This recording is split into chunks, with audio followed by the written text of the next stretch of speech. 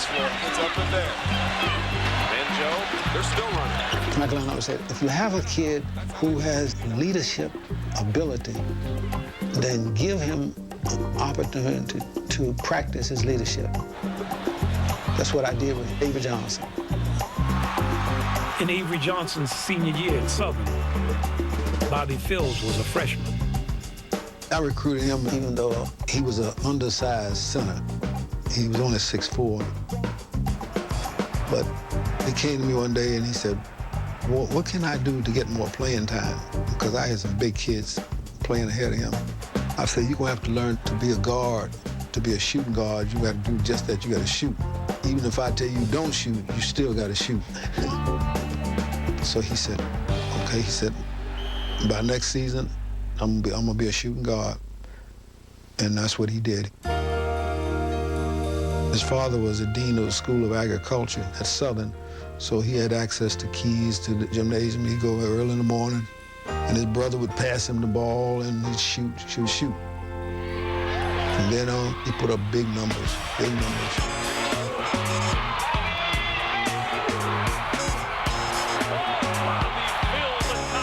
But he knew what I wanted from him.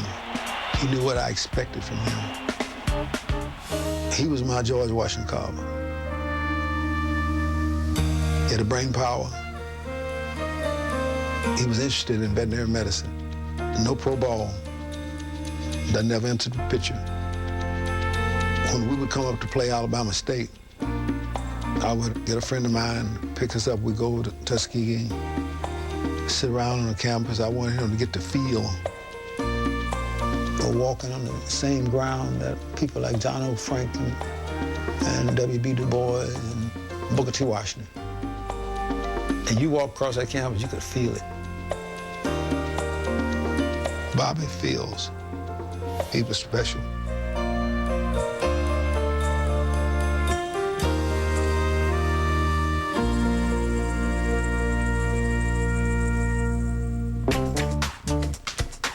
In 1994, an Alabama country boy, Ben Wallace, was lured to Virginia Union by his idol, Charles Oakley.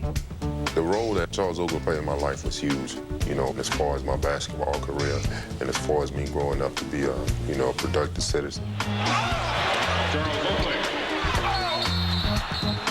You know, he took me under his wing. He called Coach Robbins, and Coach Robbins, he said it was a chance that I can get in school and he might have a scholarship for me. But I really didn't know what to expect. The first time I saw Ben was, you know, I was very impressed with his physical stature. Ben, deep down, he's a quiet person. But Ben will speak up for himself. He doesn't do a lot of talking. He lets his playing do his talking. He's one of the hardest workers I ever had. You know, when I first came here, it was just the fact I was here just to go to school, just to play ball. But I started to realize that it was closer to home than I actually thought it was. Being from a small community, only being around my family and black people, never knowing that I was one day was going to be in school and doing some of the things that I love at a historical black college. And, you know, when I look at it, you know, I think it was my destiny. Despite his dominating collegiate career, during which he led the NCAA in assists, Avery Johnson, like Bobby Phills, Ben Wallace, and all contemporary players for black colleges, was an afterthought for NBA scouts. Avery Johnson, he wasn't drafted. The old heads wouldn't accept a kid playing like this. They may not be able to handle his passes, and you know how the older guys are. And they thought, they said, quote, he needs to take some of the sauce out of his game. Determined to make it in the NBA, Johnson endured a minor league stint with the Palm Beach Stingrays of the United States Basketball League. Tonight, the Palm Beach Stingrays taking on the Jacksonville Hooters.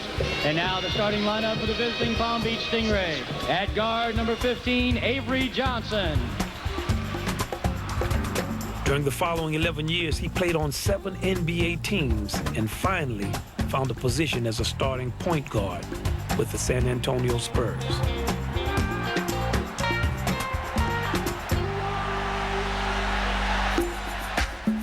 Nobody believed that Virginia Union big man Ben Wallace had a chance to make it with the NBA.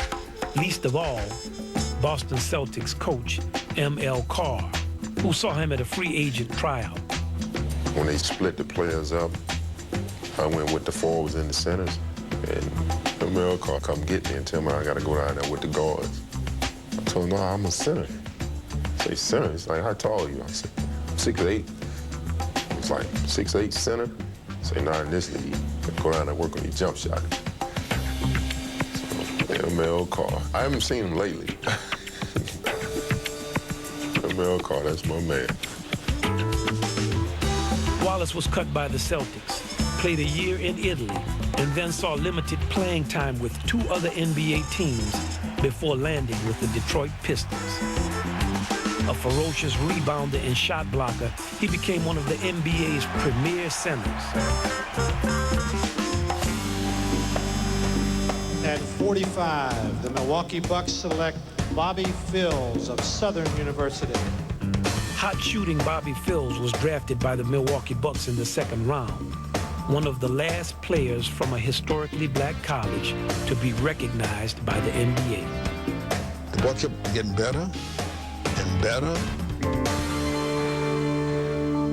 He came in my office one day during the off season and he said, Coach, you sure don't have to worry about asking me about going to Tuskegee or studying to be a doctor. He said, I'll never go to school again. Man, it really broke my heart. But he'd always call to see how I was doing. And one day, I was going for my 500th win. 500 was always been the magic number for coaches. And it was even more so for me because Coach McLennan, I remember when he won his 500 game, you know, and I always wanted to do whatever he did. Bobby called me. He said, I want to give you something when you win your 500th game. And I said, well, okay. I said, send me a T-shirt. I want you to autograph it with Dr. Bobby Phills. And he laughed, and he said, okay, so I'm gonna send it. And that night, I don't even remember who we played. That night that we won the 500th game, I get a call from his wife. And she said he was killed in an automobile accident. It was about 3 hours before the game started. And he was killed racing one of his teammates in the streets.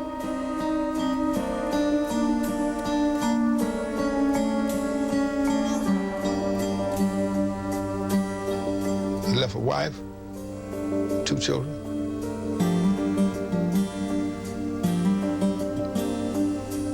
You talking about a real waste. And because I never got my T-shirt.